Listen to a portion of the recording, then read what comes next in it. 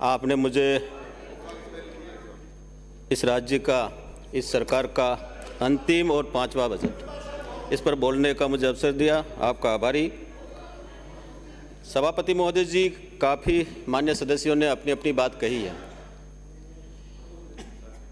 आज यहाँ पर जिस प्रकार की चर्चा हो रही है, सत्ता पक्ष के लोगों ने अपने गुणगान किए हैं। इस सरकार ने 4 साल से जनता को आईना बताने का काम किया। घोषणा पे घोषणा, और उस घोषणाओं का क्या हुआ ये हमारे माननीय सलूम्बर से आने वाले सदस्य ने और हमारे उपनेता प्रतिपक्ष ने भी ये जिक्र किया था। सभापति महोदय जी, मैं कुछ जिक्र करूंगा तो लंबा समय हो जाएगा, लेकिन कुछ बातें कहनी भी आवश्यक है कि अभी सिरोही से आने वाले माननीय सदस्य कुछ आंकड़ों का कोड करके गए थे। मैं भी उस पर थोड़ी सी नज़र मैंने डाली है, जो मैं आपके सामने निवेदन करना चाहता हूं। हमारे सरकार ने जिस प्रकार से कुछ मदों में जो काम किया है उसका मैं कोड करूंगा कि हमारे यहाँ ये है एग्रीकल्चर एक्सपेंडिचर, इसमें 23-24 में 4.3% व्यय किया है, अन्य राज्यों से बहुत कम है सभापति महोदय जी। इसी के साथ में रोड एंड ब्रिज, इस पर क्या किया है, 23-24 में 3.6%, अन्य राज्यों से यहाँ पर भी हमारा प्रदेश पिछड़ा है। सभापति महोदय जी, आगे हम देखेंगे तो हेल्थ एंड फैमिली वेलफेयर, अब इसमें आप देखेंगे तो -10% जितना बजट हमारा था उसमें इतना खर्चा किया। इसी प्रकार एग्रीकल्चर का हम देखेंगे तो इसमें भी -10%।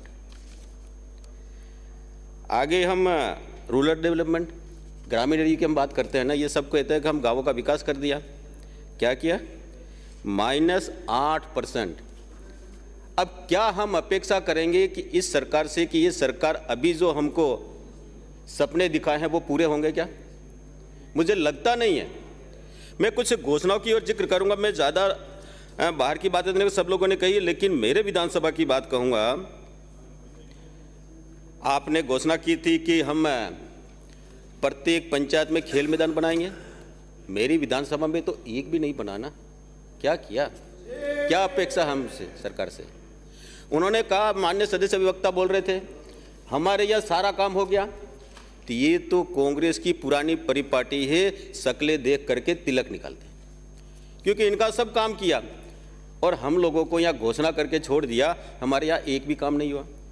इसी प्रकार आपने कहा था ना, ग्राम पंचायतों को हम डामर की सड़क से जोड़ेंगे जो रहेगी उनको। मेरे विधानसभा क्षेत्र में उमरिया और बेड़ादर 2 पंचायत में बार बार कह रहा हूँ, क्या हुआ इस घोषणा का? कर दिया क्या? क्या अपेक्षा है जो ये आपने घोषणा के जो सपने दिखाए पूरे करोगे?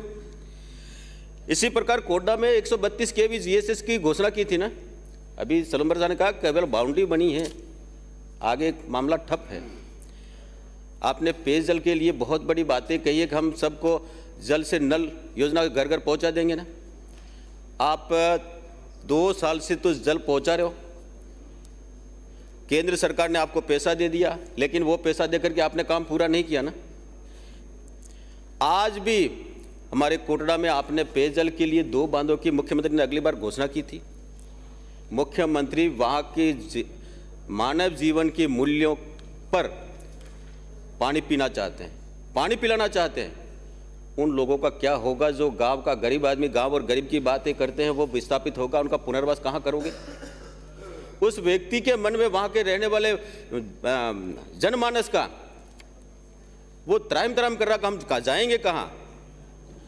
सभापति महोदय जी, मैं सरकार को कहना चाहूँगा कि इस बात पर पुनर्विचार करना चाहिए, गरीब और आम आवाम को कहीं तकलीफ ना हो। आपने हमारे यहाँ काफ़ी बातें की है शिक्षा के क्षेत्र में।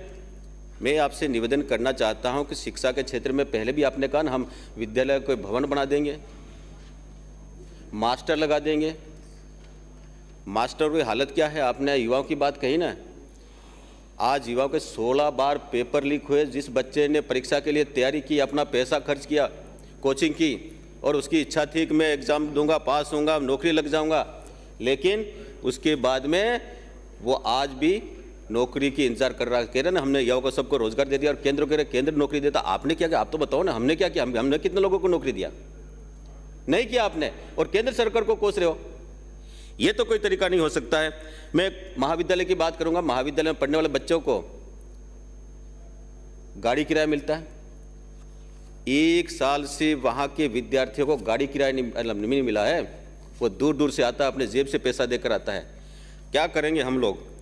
आपने अभी और कहा ना, पहले भी तो कहा था हम 10,000 अंग्रेजी माध्यम के शिक्षक लेंगे। लिए क्या? एक भी शिक्षक नहीं लिया। और अभी और कहा हम और शिक्षक भर्ती करेंगे और लेंगे। अब क्या गारंटी कि इसको आप पूरा करोगे? हमें तो कोई इच्छा है नहीं, हमें कोई लगता नहीं कि आप ऐसा कुछ पूरा करोगे। आपने कहा 8वीं पहली से लगा 8वीं तक हम यूनिफॉर्म फ्री देंगे और उनको सिलाई का पैसा उनके खाते में डालेंगे। 20% बच्चों को आज भी उन यूनिफॉर्म का पैसा उनके तक नहीं पहुंचा है। क्या आज अपेक्षा रखेंगे वो बच्चे? सभापति महोदय जी, हमारे यहाँ कुछ और बातें आपने कही है, ज़्यादा जिक्र तो मैं नहीं करूँगा, जाऊँगा तो बहुत कुछ हो जाएगा। लेकिन आपने कहा था ना हमारे यहाँ ये मुख्यमंत्री निःशुल्क अन्नपूर्णा योजना। अब अन्नपूर्णा योजना आपने देखा ना, जब कोरोना आया था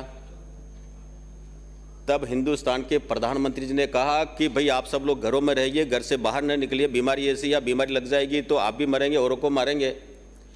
घरों से निकलना बंद कर दिया, मजदूरी बंद कर दी, बाजार बंद। उनके मन में कल्पना थी कि गांव का आदमी, गरीब का बच्चा भोजन कैसे करेगा। उन्होंने 5 किलो गेहूं और दाल उनके घर तक पहुंचाने की व्यवस्था की थी। आपने भी किया, क्योंकि प्रधानमंत्री जी ने किया तो हम भी करेंगे। आपने किया, लेकिन कोरोना जब उतार पे आया था तब आपने तो बंद कर दिया था ना। अब तक तो दिया नहीं उसके बाद में। और आज मुख्यमंत्री जी कह रहे हैं कब हम गेहूं भी मुफ्त देंगे, तेल भी देंगे, दाल भी देंगे, सारी चीज़ दोगे, क्योंकि आपको वापस सत्ता में आना है। और सत्ता में आने के बाद फिर से आप भूल जाओगे। जनता जनार्दन आपको देख रही है। ये सपने दिखाने से आप सत्ता में वापस आओगे, ये अपेक्षा करना बंद करें।